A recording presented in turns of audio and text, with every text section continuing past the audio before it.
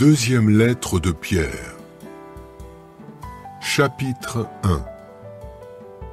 De la part de Simon-Pierre, esclave et apôtre de Jésus-Christ, à ceux qui ont acquis une foi aussi précieuse que la nôtre, grâce à la justice de notre Dieu et du Sauveur Jésus-Christ, que faveur imméritée et paix vous soient accordées en abondance par une connaissance exacte de Dieu et de Jésus notre Seigneur, car sa divine puissance nous a accordé toutes les choses qui contribuent à la vie et à l'attachement à Dieu grâce à la connaissance exacte de celui qui nous a appelés par sa gloire et sa vertu.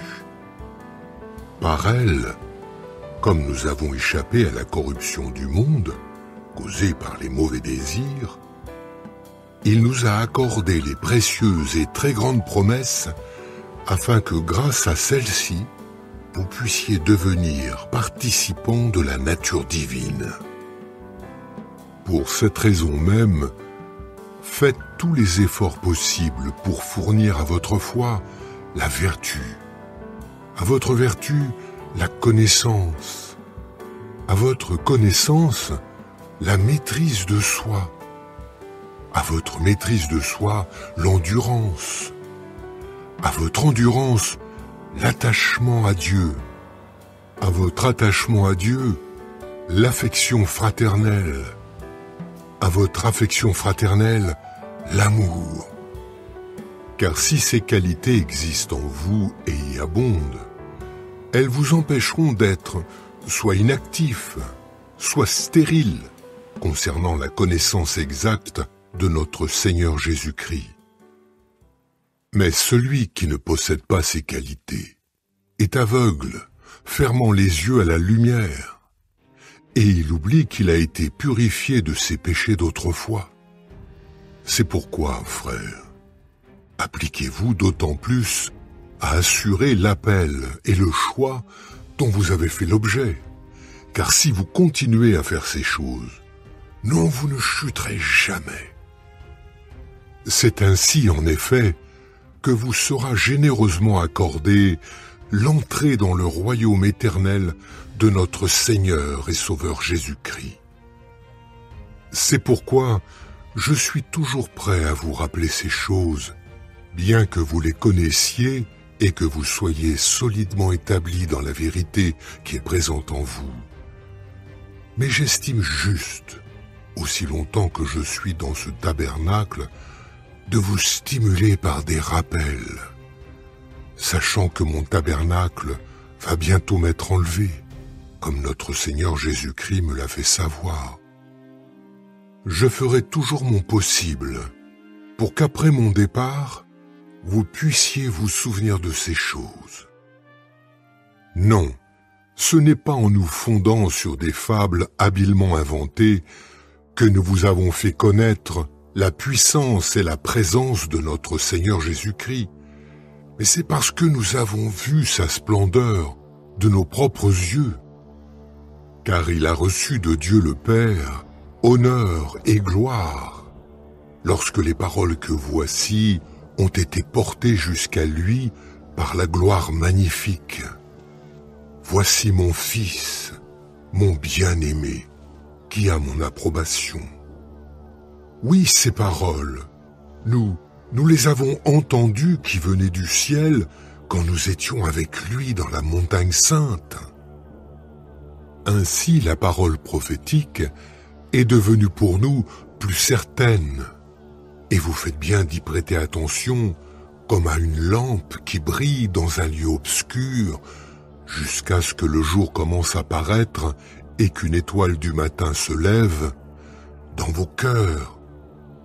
Car avant tout, vous savez qu'aucune prophétie de l'Écriture ne provient d'une interprétation personnelle. En effet, la prophétie n'a jamais été apportée par la volonté de l'homme, mais c'est poussé par l'Esprit Saint que des hommes ont parlé de la part de Dieu.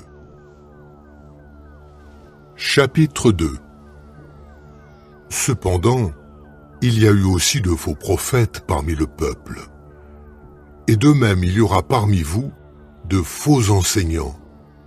Ceux-ci introduiront secrètement des courants dissidents destructeurs, et ils iront jusqu'à renier le propriétaire qui les a achetés, ce qui leur vaudra une destruction rapide.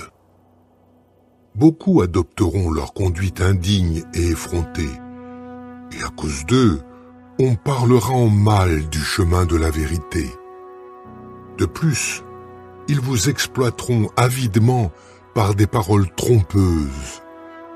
Mais leur condamnation, décidée depuis longtemps, ne traîne pas, et leur destruction ne sommeille pas. En effet, Dieu ne s'est pas retenu de punir les anges qui avaient péché, mais il les a jetés dans le Tartare, les a enchaînés dans une obscurité profonde où ils sont gardés en vue de l'exécution de leur jugement. Il ne s'est pas non plus retenu de punir un monde ancien, mais il a préservé Noé, prédicateur de justice, avec 7 autres, quand il a fait venir un déluge sur un monde qui ne respectait pas Dieu. Et en réduisant en cendres les villes de Sodome et de Gomorrhe, il les a condamnés, donnant ainsi aux gens sans respect pour Dieu un exemple de choses à venir. Il a aussi délivré le juste Lot, qui était profondément accablé par la conduite indigne et effrontée de ces gens sans principe. Car jour après jour, ce juste qui habitait parmi eux tourmentait son âme juste à cause des actions illégales qu'il voyait et entendait. Ainsi, Jéhovah sait délivrer de l'épreuve les hommes qui lui sont attachés, mais aussi garder les injustes pour qu'ils soient détruits au jour du jugement. Surtout ceux qui cherchent à souiller le corps des autres et qui méprisent l'autorité. Audacieux et entêtés, ils n'ont pas peur de parler en mal des glorieux, alors que des anges, pourtant supérieurs en force et en puissance, ne portent pas contre eux d'accusations en termes insultants, par respect pour Jéhovah. Mais comme des animaux dépourvus de raison, qui agissent par instinct et qui sont nés pour être capturés et détruits, ces hommes parlent en mal de choses qu'ils ignorent, et ils seront détruits à cause de leur comportement destructeur. Ils subiront le mal comme salaire du mal qu'ils ont causé. Ils se plaisent à mener une vie de plaisir même pendant la journée. Ce sont des défauts et des tâches, des hommes qui se délectent de leurs enseignements trompeurs tout en festoyant avec vous. Ils ont les yeux qui sont pleins d'adultère et incapables de rompre avec le péché, et ils séduisent les personnes instables. Ils ont le cœur exercé à l'avidité. Ce sont des enfants maudits. Abandonnant le droit chemin, ils se sont égarés. Ils ont suivi le chemin de Balaam, fils de Béor, qui a aimé le salaire qu'on lui offrait pour faire le mal, mais qui a été réprimandé pour sa transgression. Une bête de somme sans voix s'est mise à parler avec une voix humaine et à empêcher l'action insensée du prophète. Ces individus-là sont des sources sans eau et des brumes poussées par une violente tempête. Les ténèbres les plus profondes leur sont réservées. Ils font de grands discours qui sont vides de sens. En jouant sur les désirs de la chair et en se livrant à une conduite indigne et effrontée, ils séduisent les gens qui viennent à peine d'échapper à ceux qui vivent dans l'erreur. Ils leur promettent la liberté, alors qu'eux-mêmes sont esclaves de la corruption, car celui qui est vaincu par quelqu'un est son esclave. En effet, si après avoir échappé aux impuretés du monde, grâce à une connaissance exacte du Seigneur et Sauveur Jésus-Christ, ils se laissent entraîner de nouveau dans ces choses et sont vaincus, leur situation finale devient pire pour eux que la première. Il aurait mieux valu pour eux ne pas avoir eu la connaissance exacte du chemin de la justice que de l'avoir connu et de se détourner ensuite du saint commandement qu'ils avaient reçu. Il leur est arrivé ce que dit ce proverbe véridique: le chien est retourné à son vomissement et la truie qui a été lavée est retournée se vautrer dans la boue. Chapitre 3. Bien-aimés, voici déjà la deuxième lettre que je vous écris, et dans celle-ci, comme dans la première, je stimule votre claire faculté de réflexion par un rappel, pour que vous vous souveniez des paroles prononcées autrefois par les saints prophètes, ainsi que du commandement du Seigneur et Sauveur transmis par vos apôtres. Sachez d'abord que dans les derniers jours, il y aura des moqueurs avec leurs moqueries, qui suivront leurs propres désirs et diront: où est sa présence promise? Depuis le jour où nos ancêtres se sont endormis dans la mort, tout reste exactement comme depuis le commencement de la création.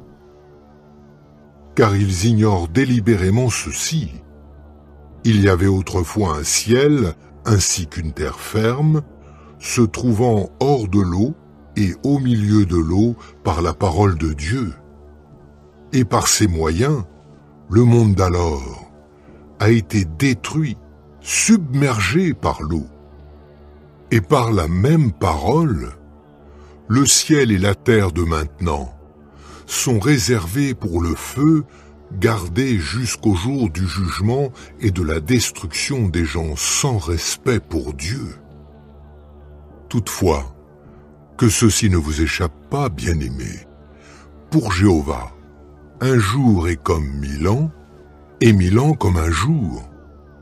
Jéhovah n'est pas lent à réaliser sa promesse comme certains le pensent, mais il est patient avec vous, car il ne veut pas que même un seul soit détruit, mais il veut que tous parviennent au repentir.